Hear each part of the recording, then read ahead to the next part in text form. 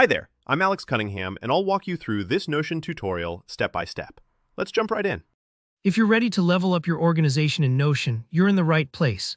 In this tutorial, I'll walk you step by step through the newest method for adding a brand new group in your Notion workspace. By the end of this video, you'll know exactly how to organize your tasks, projects, or ideas into custom groups that fit your workflows perfectly. So let's jump right in. First things first, open up your Notion workspace.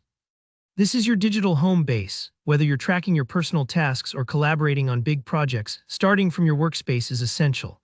Make sure you're logged in and looking at the main dashboard or sidebar so you can easily find where you want to set up your new group. Next, we're going to create a fresh page. You can do this by clicking that plus new page button that usually lives at the bottom of your sidebar. Give your page a name that makes sense for what you'll be organizing, like team projects, weekly tasks, or anything that fits your needs. Remember, in Notion, pages act like folders or notebooks, so this will be the home for the groups you're about to create. Now, with your new page open, scroll down just a bit and look for those three tiny dots. They're usually towards the bottom or up in the corner. Click on the three dots to open the Options menu, and here, where you want to select Board. This instantly transforms your page into a board view, which is sort of like a digital Kanban board, perfect for sorting tasks or topics into neat, swipeable columns. This format is super popular for project management because it lets you visually track progress from one stage to the next. You can absolutely make a sample group first just to get comfortable. For example, you might create a column called To Do or Ideas, whatever makes sense as a starting point. Pop a few example tasks in if you'd like, just to see how the space starts to take shape. Don't worry about getting it perfect right away. Think of it like sketching a rough draft so you can see how things will look. Now let's fine-tune how your board sorts and displays groups.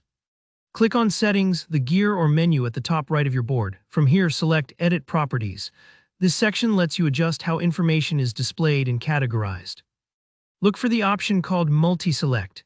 It matters because this allows you to tag items with multiple labels, so later you can easily group or filter items in all sorts of flexible ways.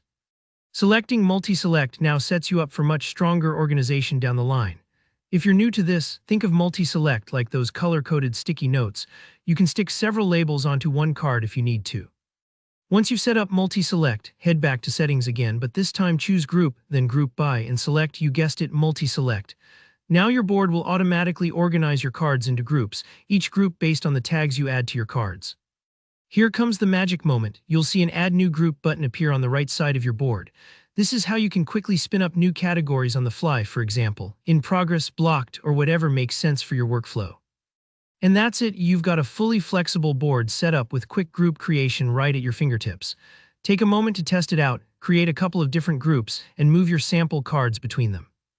This structure keeps your workspace dynamic and tailor-made for any kind of project. If you found this walkthrough helpful, don't forget to give the video a thumbs up. And if you have any questions or ideas for future tutorials, drop a comment down below. I love hearing from you. And of course, hit that subscribe button so you never miss the latest Notion tips and tricks. Thanks for watching and happy organizing.